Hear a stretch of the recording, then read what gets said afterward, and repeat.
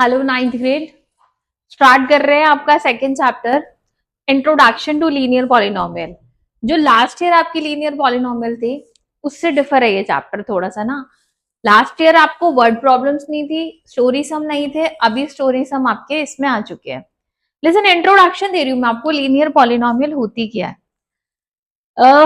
Raju went to a shop where there were sealed boxes of different colors on sale। देखो pen की जो है ये रेड कलर का बॉक्स दिखाया है, पेंसिल का ये ब्लू कलर का बॉक्स दिखाया है।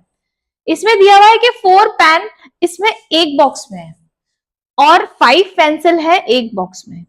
तो उसने क्या करा, राजू ने एक्स रेड बॉक्सेस खरीदे। सुनो अब मेरी बात, इसमें एक में 4 पेन है और इसने बॉक्सेस परचेज कितने किए हैं, एक्स।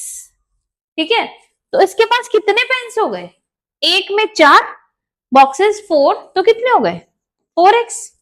ऐसी सेम यहां देखो, एक बॉक्स में 5 पेंसिल है और उसने y ब्लू बॉक्सेस खरीदे, तो एक में 5, तो y बॉक्स में कितनी हो गई 5y। टोटल क्या हो गया इनका 4x प्लस 5y। तो ये क्या बन गया बेटा, ये बन गई आपकी लीनियर इक्वेशन। ठीक है, अगर मैं पूछूं इसमें वेरिएबल कौन कौन है, x एंड y इसमें क्या है, वेरिएबल है। अभी वो डिस्कस करते हैं वेरिएबल एंड कोफिशिएंट। पहले मैंने बताया कि लीनियर इक्वेशन कैसे बनी, तो ये वाला क्वेश्चन हो गया आपका, एग्जाम्पल है। ठीक है, आगे मैं कंटिन्यू करने से पहले थोड़े से आपको एग्जांपल्स देती हूँ कि लीनियर इक्वेशंस में एक्चुअल में होता क्या क्या है। सबसे पहली बात जो समझने की है, लीनियर इक्वेशन इन 2 वेरिएबल हम पढ़े अगर, तो सपोज ये इक्वेशन हो गई, if I am asking coefficient of x, तो जो एक्स के साथ है वो एक्स का कोफिशिएंट हो गया, तो कोफिशिएंट ऑफ एक्स क्या हो गया 2। जो y के साथ है वो y का कोफिशिएंट हो गया, वो क्या हो गया 3। और जिसके साथ कोई वेरिएबल नहीं है जैसे 5, तो वो हो जाता है आपका कांस्टेंट। वो क्लियर हो गया होगा आपको, x का कोफिशिएंट 2, y का 3 और कांस्टेंट पूछे तो 5। एक चेंज करते हैं थोड़ा सा, अगर यहाँ पे माइनस आ जाए तो x का कोफिशिएंट 2, आप माइनस को इग्नोर नहीं कर सकते हो, y का coefficient -3 and the constant value is +5। और एक वर्ड आपने 8th में पढ़ा होगा, रिवाइज कर रहे हैं उसे, डिग्री। डिग्री क्या होती है, degree is the highest power. Suppose I am having this equation, ठीक है, और मैं आपसे पूछ रही हूं कि इसमें हाईएस्ट पावर क्या है 4, सबसे बड़ी पावर को डिग्री बोलते हैं, तो इसकी डिग्री क्या हो गई 4। ऐसे ही इस इक्वेशन की डिग्री बताइए आप लोग क्या होगी, हाँ जी क्या होगी डिग्री, हाईएस्ट पावर इज 3, तो डिग्री क्या हो गई बेटे, डिग्री हो गई 3। ये तो इजी था, 8th में भी था। थोड़ा सा डिफरेंट देती हूँ, ट्राई दिस वन। इसमें डिग्री कैसे निकालोगे, 2x cube upon x, 3x square upon x, 5x upon x। देखो फाइंड आउट कर सकते हो degree. Degree is the highest power, पहले इसको सॉल्व तो करोगे, आप सबने एक्सपोनेंट पढ़ा, इसमें x की पावर 1 है, बेसिस आर सेम, तो पावर क्या हो जाएंगी -3 में से 1 माइनस करेंगे तो क्या आएगा 2, बेसिस आर सेम, पावर क्या हो जाएंगे माइनस, तो सॉल्व करके क्या आएगा x की पावर 1, यहाँ पे x कट जाएगा तो क्या बचेगा 5। सॉल्व करने के बाद आप डिग्री जज करोगे, ऐसे नहीं कर सकते हो। तो इसमें हाईएस्ट पावर इज 2, तो डिग्री क्या हो गई 2। कोई ये पिक्चर देख के एकदम नहीं जज करेगा कि 3 हो गई, नहीं, पहले आप सॉल्व करोगे उसके बाद आप डिसाइड करोगे कि डिग्री क्या है। स्क्रीनशॉट लो एक बार, ठीक है। अब हम एक और चीज डिस्कस कर रहे हैं जो आप 8th में पढ़ के आए हो, मोनोमियल, बायनोमियल एंड ट्राइनोमियल। देखियो ये आपकी इक्वेशन है, कितनी टर्म्स है, एक टर्म, 2 टर्म, 3 टर्म, ठीक है। कितनी टर्म्स है, सिंगल टर्म। कितनी टर्म्स है, 2 टर्म्स। तो अगर सिंगल टर्म होगी, नोट कर लीजिए, इसे बोलते हैं मोनोमियल। आता भी है, 8th में किया है तो भी नोट करिए। 2 टर्म्स है तो इसे बोलेंगे बायनोमियल, और 3 टर्म्स है तो इसे बोलेंगे ट्राइनोमियल। ठीक है जी, monomial means single term, binomial means 2 terms and trinomial means 3 terms. तो ये आपको टर्म्स के बेस पे डिसाइड करना होता है कि कितनी कितनी टर्म्स है इसमें। आपको वेरिएबल मैंने बता दिया। अगर मैं पूछूं इसमें कौन कौन वेरिएबल है, तो आप कहोगे x वेरिएबल है, y वेरिएबल है, इसमें कौन है x है, इसमें कौन है x है। तो ऐसे करके आप वेरिएबल भी जज कर सकते हो। अब कॉफिशिएंट पे आ जाओ। इसमें x का कॉफिशिएंट बताओ क्या है। x का कॉफिशिएंट 2, y का 3 और कांस्टेंट टर्म पूछे तो वो हो जाएगी आपकी 5। इसमें x का कॉफिशिएंट क्या है 2। ठीक है, ये तो हो गया टर्म्स के बेस पर आप कैसे जज करते हो इक्वेशंस को। अब है लीनियर पॉलिनोमियल क्या होती है। Linear, quadratic, cubic, quadratic, cubic. देखो लीनियर पॉलिनोमियल क्या होती है, अगर किसी एक्सप्रेशन की डिग्री 1 है तो उसे हम, सिंपल बात याद रखो, इतनी बड़ी डेफिनेशन पढ़ने की जरूरत नहीं है, डिग्री 1 तो लीनियर पॉलिनोमियल। देखो इसकी डिग्री क्या है, वेरिएबल क्या है इसमें x, हाईएस्ट पावर क्या है x की 1, तो डिग्री 1 है, इसलिए इसको क्या बोलेंगे लीनियर पॉलिनोमियल। अब इसे जज करो, सबसे बड़ी पार क्या है x की 2, तो इसे क्या बोलेंगे क्वाड्रेटिक पॉलिनोमियल। नाउ इसे जज करिए,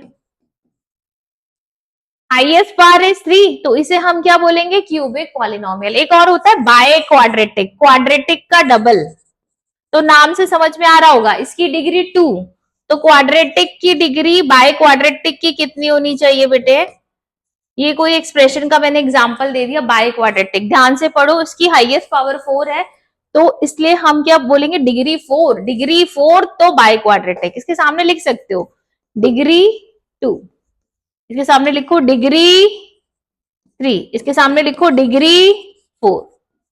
क्लियर। तो जरूर पूछते हैं मोनोमियल क्या है, बाइनोमियल क्या है, ट्राइनोमियल क्या है, लीनियर पॉलिनोमियल क्या है, क्वाड्रेटिक क्या है, क्यूबिक क्या है, बाय क्वाड्रेटिक क्या है। स्क्रीनशॉट लो। ठीक है, on the base of it linear polynomial की आपकी फर्स्ट एक्सरसाइज थोड़ी सी डिस्कस करते हैं। उससे पहले एक चीज रह गई, दैट इज कांस्टेंट पॉलिनोमियल। अब ये कांस्टेंट पॉलिनोमियल क्या है, कांस्टेंट पॉलिनोमियल आपके अकॉर्डिंग क्या है। लिसन, अगर आपको किसी पॉलिनोमियल में सिर्फ कांस्टेंट ही दिखाई दे तो उसे हम क्या बोलेंगे कांस्टेंट पॉलिनोमियल। एग्जांपल, सपोज मेरे पास है 3 खाली, इसके साथ कोई वेरिएबल तो नहीं है ना, तो इसे हम क्या बोलेंगे कांस्टेंट पॉलिनोमियल। बहुत पूछते हैं इसकी डिग्री बताइए, इसके साथ वेरिएबल तो है नहीं, कोई भी वेरिएबल सेट कर दो, सपोज मैंने y सेट कर दिया, पार 0 लगा दो, क्योंकि आपने एक्सपोनेंट चैप्टर पढ़ा था 8th में, y की पार 0 का मीनिंग क्या होता है 1, तो y की पार 0 लगाने से या इसके साथ x की पार 0 लगाने से कोई फर्क तो नहीं पड़ रहा ना, तो ऐसी पॉलिनोमियल को हम क्या बोलते हैं कांस्टेंट पॉलिनोमियल। और इसमें हाईएस्ट पावर कितनी है 0, इसलिए कांस्टेंट पॉलिनोमियल की अगर आपसे डिग्री पूछ ले, जो कि हर बार एग्जाम में पूछते हैं, डिग्री क्या हो जाएगी 0। ये कैसा है √2, ये भी कांस्टेंट पॉलिनोमियल है, इसके साथ भी वेरिएबल लगा के उसकी पावर 0 सेट कर सकते हैं। तो हाईएस्ट पावर इज डिग्री और इसकी डिग्री 0 हो गई, इसलिए कांस्टेंट पॉलिनोमियल की डिग्री क्या होती है 0। देखो एक बार, ठीक है। अभी लेसन एक्सरसाइज 2.1 कर रहे हैं, बहुत इजीली आराम से हो जाएगी। Read first question, find the degree of, यही सॉल्व कर लेते हैं। आपको हाईएस्ट पावर इसमें क्या दिखाई दे रही है 2, डिग्री 2, इसकी हाईएस्ट पावर क्या दिखाई दे रही है 3, इसकी पावर क्या दिखाई दे रही है, अभी बताया ना कांस्टेंट पॉलिनोमियल है, कोई वेरिएबल नहीं है, तो डिग्री क्या हो जाएगी 0। इसमें z वेरिएबल है और उसकी हाईएस्ट पावर क्या है 1, तो इसकी डिग्री कितनी हो जाएगी 1। ठीक है, समझ में आ गया।